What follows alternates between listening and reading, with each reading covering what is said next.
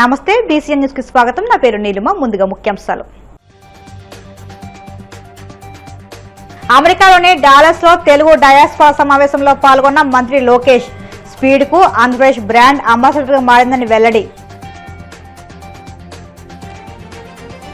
Tadepalli YCP కేంద్ర కార్యాలయంలో doctor BR Ambedkar వర్ధంతి కార్యక్రమం. చిత్రపటానికి పూలు సమర్పించి ఘనంగా నివాళులర్పించిన పార్టీ నాయకులు.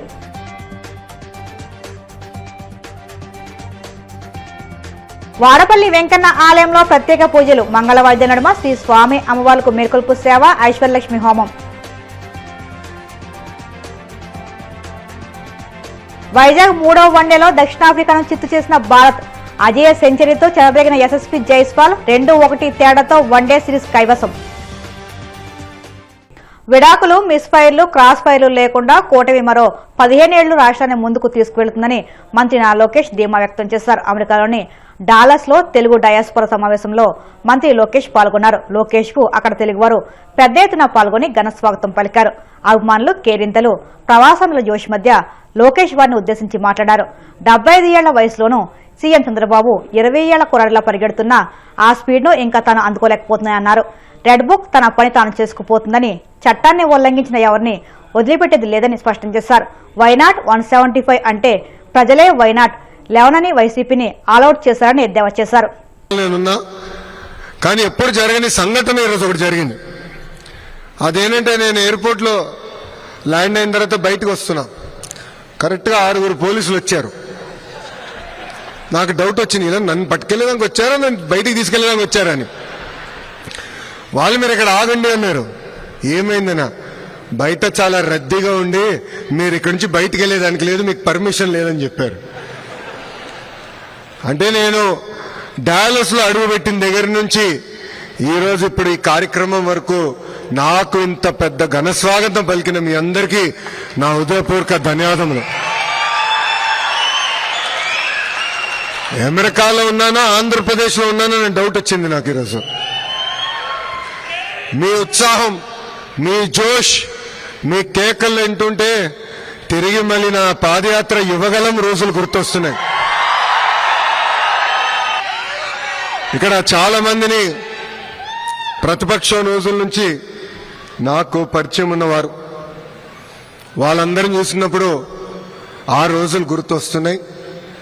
వాళ్ళందరికీ ఒకటే చెప్పదలుచుకున్నాను, మిమ్మల్ని నా గుండెల్లో పెట్టుకుని కాపాడే బాధ్యత మీ లోకేష్ తీసుకుంటాడు. నాకు ఇప్పుడు కూడా బాగా గుర్తు, ఆనాడు చంద్రబాబు నాయుడు గారిని అక్రమంగా 53 రోజులు బంధించినప్పుడు అమెరికాలో పెద్ద ఎత్తున మీరు బయటకు వచ్చారు, మాకు అండగా నిలబడ్డారు. అంతెందుకు డాలస్ లో ఏకంగా 3 ప్రోగ్రాంలు మీరు నిర్వహించారు. మీకు కేవలం ఒక ప్రోగ్రాం అయి ఉండొచ్చు, కానీ మా కుటుంబానికి మీరు కొండంత బలం ఇచ్చారు. నాకు ఇప్పుడు కూడా బాగా గుర్తు, ఆనాడు బ్రహ్మని అడిగింది, రాజకీయాలు మనకు అవసరమా, గౌరవంగా బతికే కుటుంబం ఈరోజు చూడండి పెద్దయిన జైల్లో ఉన్నారు, ఈజ్ ఇట్ వర్త్ ఇట్ అని అడిగింది. కానీ మీరు మాకు అండగా నిలబడారే. అదేవిధంగా హైదరాబాద్ లో ఆ స్టేడియంలో సుమారుగా 45,000 మంది వచ్చి గ్రాటిట్యూడ్ కాన్సర్ట్ నిర్వహించారే, అది మాకు కొండంత ధైర్యం ఇచ్చింది. ఈ రోజు నేను ఈ వేదిక మీద నుంచున్నానంటే మీరు నాకు అండగా నిలబడారు కనుకనే నేను ఇక్కడ నుంచోకెళ్ళాను.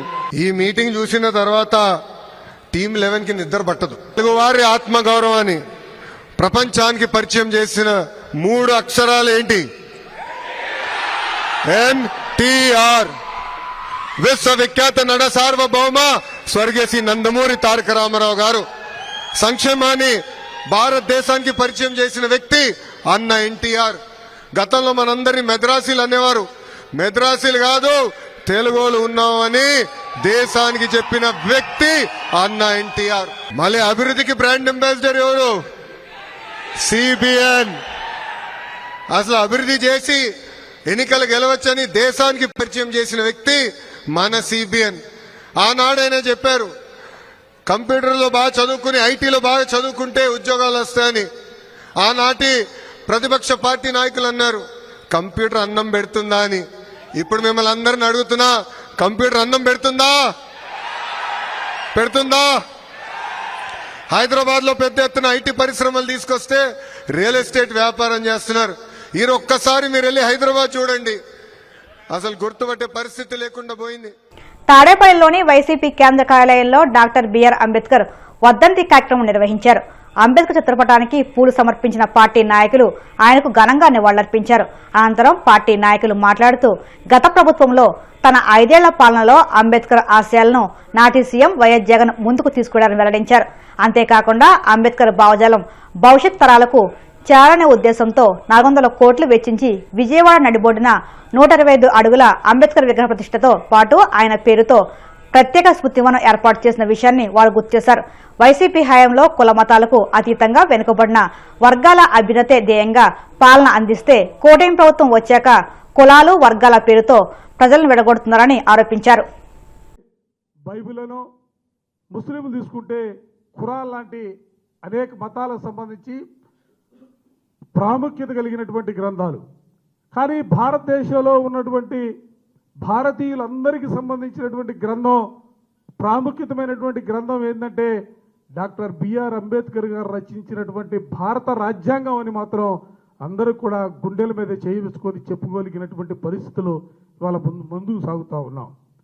డాక్టర్ బిఆర్ అంబేద్కర్ గారు ఏ ఆలోచనలు అయితే ఉన్నాయో, ఆయన ఏ ఆశయాల కోసమైతే తన జీవితాన్ని త్యాగం చేశారో, ఆయన ఆలోచనల్ని ఆశయాల్ని పునాదిగా చేసుకుని ఇవాళ ఈ రాష్ట్రంలో వైఎస్ఆర్ కాంగ్రెస్ పార్టీ జగన్మోహన్ రెడ్డి గారి నేతృత్వంలో ప్రారంభించినటువంటి ఆ రోజు నుంచి ఈ రోజు వరకు కూడా ప్రతిపక్షంగా ఉన్నా, అధికార పక్షంగా ముఖ్యమంత్రిగా పరిపాలన చేసినటువంటి పరిస్థితుల్లో కూడా ఆయన ఆలోచనలు ప్రతి ఒక్కరికి విద్యను అందించాలా, ప్రతి ఒక్కరికి వైద్యాన్ని అందించాలా, ప్రతి ఒక్కరికి కూడా ప్రభుత్వ పరంగా సంక్షేమ కార్యక్రమాలన్నీ కూడా ముందుకు తీసుకెళ్లాలనే భావంతోనే 5 సంవత్సరాల పాటు ఈ రాష్ట్రంలో పరిపాలన చేసినటువంటి పరిస్థితులు మనం చూసాం. అంతకుముందు చూస్తే డాక్టర్ వైఎస్ రాజశేఖర రెడ్డి గారి హయాంలో ఫీజు రింబర్స్మెంట్ విధానం కానీ, ఆరోగ్యశ్రీ లాంటి కార్యక్రమాలు, అనేక కార్యక్రమాల్ని రూపకల్పన చేసి ముందుకు కొనసాగించినటువంటి పరిస్థితులు కూడా మనం చూస్తూ ఉన్నాం.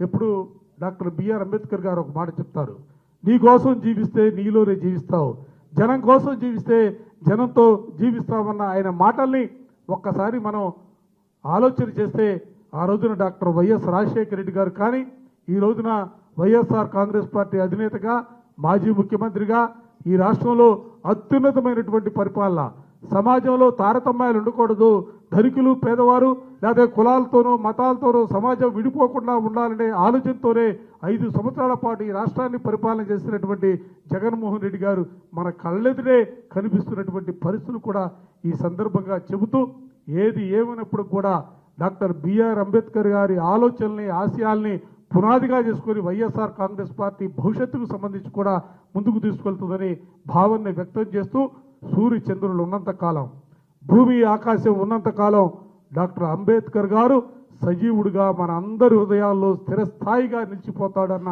అంశాన్ని మరొక్క మారు చెబుతూ ఆయనకి ఘనమైనటువంటి నివాళులు అర్పిస్తూ కార్యక్రమాన్ని సుధాకర్ గారిని కొనసాగించవలసిందిగా కోరుతా ఉన్నాం.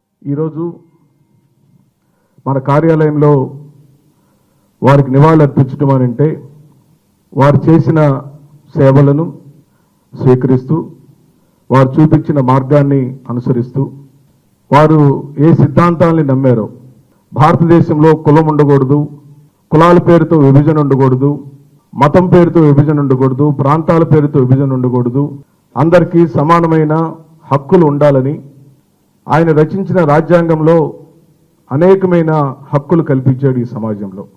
దానిలో ప్రధానంగా విద్యా హక్కు. ప్రతి ఒక్కరికి విద్య అందించాలి, ఈ సమాజంలో ఉన్న ప్రతి ఒక్కరూ సమానంగా చదువుకోవాలి, అందరికీ ఆరోగ్యం ఉండాలి, మరి ముఖ్యంగా స్త్రీకి విద్య ఉండాలని బహుముఖ పోరాటం చేసిన గొప్ప మహా నాయకుడు శ్రీ బాబాసాహెబ్ అంబేద్కర్.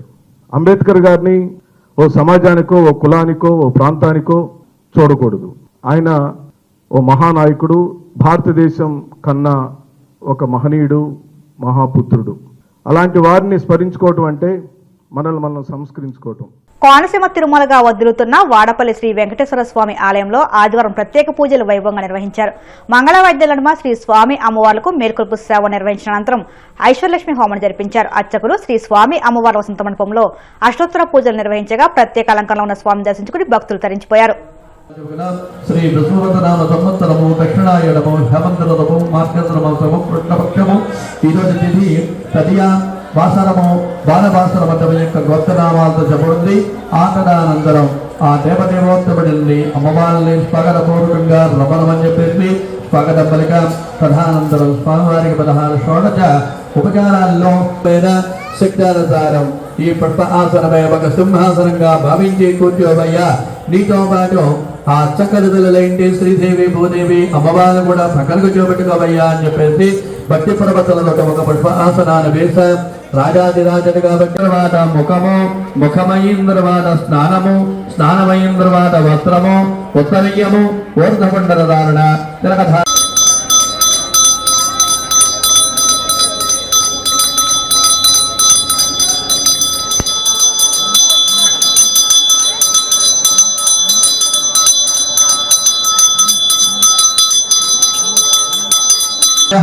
శ్రీనివాసాయ మంగళం మంగళం దేహేంద్రాయ మహానాయ గుణాభయ చక్రవర్తే తమోజాయ రాజార భరోగమ సర్వైర భరవరాజార ముఖ్యాయ మంగళం. ఏడుకొండలవాడ వెంకటరమణ గోవింద గోవింద. దేశానికి బాబాసాహెబ్ అంబేద్కర్ అందించిన దృఢమైన రాజ్యాంగం ఆయన దేశానికి చేసిన సేవలు ఎప్పటికీ స్ఫూర్తిగా నిలుస్తాయని కాకినాడ జిల్లా కలెక్టర్ షణ్మోహన్ పేర్కొన్నారు. డాక్టర్ బిఆర్ అంబేద్కర్ 69వ వర్ధంతి కార్యక్రమాన్ని జిల్లా సాంఘిక సంక్షేమ శాఖ ఆధ్వర్యంలో ఘనంగా నిర్వహించారు. ఈ సందర్భంగా కాకినాడ ఇంద్రపాలెం సెంటర్ వద్ద ఉన్న అంబేద్కర్ విగ్రహానికి జిల్లా కలెక్టర్ షణ్మోహన్, కాకినాడ నగరపాలక సంస్థ in charge commissioner NV Satyanarayana, SC corporation ED J Satyavathi, సాంఘిక సంక్షేమ శాఖ జేడి శోభారాణి, సమాచార పౌర సంబంధాల శాఖ డిప్యూటీ డైరెక్టర్ డి నాగార్జున, దళిత బహుజన ప్రజా సంఘాల నాయకులు పూలమాలలు వేసి ఘనంగా నివాళులర్పించారు. అంబేద్కర్ గారి వర్ధంతికి కాకినాడ సెంటర్లో మనం ఈ కార్యక్రమం చేసుకోవటం, దానికి పిల్లలు, తర్వాత డిపార్ట్మెంట్ నుంచి మున్సిపల్ కమిషనర్ గారు, ఎస్సీ గారు, తర్వాత జేడీ సోషల్ వెల్ఫేర్ నాయకులు, సంఘ నాయకులు ఈ కార్యక్రమాన్ని ఇక్కడ చేసుకోవడానికి అనిపించేసిన మీడియా పోలీసు అందరికీ నమస్కారం. బట్ అంటే మళ్ళీ ఇదే కార్యక్రమం ఇంకో చోట పెట్టాం, సో అందుకని వెళ్తున్నాను. బట్ ఒక విషయం చెప్పదలుచున్నాను, లాస్ట్ టైం కూడా అదే చెప్పాను. సో మనం ఇలా చేయడం, ఈవెంట్స్ చేయడం అంతా బాగుంటుంది, కానీ అదే స్ఫూర్తిని మనం కంటిన్యూస్గా 1 year కొనసాగించాలి. ఓకే, సో మనం ఇప్పుడు లాస్ట్ టైం నేను ఏదో చెప్తే ఇంకో విధంగా తీసుకున్నాను, ఇప్పటికి మళ్ళీ అదే చెప్తాను. చిన్నపిల్లల్ని ఇలాంటి ఈవెంట్స్కి వీటికి మనం తీసుకురావడానికి అదొక స్ఫూర్తి నింపడానికి తీసుకురావాలి, కానీ వాళ్ళు చదువులు పాటు చేసేట్టుగా లేకపోతే వాళ్ళని కంప్లీట్గా ఇలాగా ర్యాలీలో వీటిలో పార్టిసిపేట్ చేయడానికి అన్నట్లు ఆ దృక్పథంతో తీసుకురావాలి. మీకు అర్థమైంది కదా, నేను మన పిల్లల గురించి చెప్తున్నాను. దయచేసి ఆ స్ఫూర్తి నింపడానికి ఇలాంటి కార్యక్రమాలు ఉపయోగపడతాయని చెప్పి కోరుకుంటూ, అండ్ ప్రతి ఒక్కరు ఈ బాబాసాహెబ్ అంబేద్కర్ గారి మనం చాలాసార్లు మనం మాట్లాడుకుంటున్నాం, బట్ ఒకసారి ఆచరణలోకి వచ్చేసరికి కొంత అటు ఇటు చేస్తాం. సో ఆచరణలో మన ఆయన అడుగుదారులు నడుస్తామని చెప్పి కోరుకుంటూ నాకు అవకాశం ఇచ్చిన. ఇప్పుడు కాసేపు ప్రకటనలు.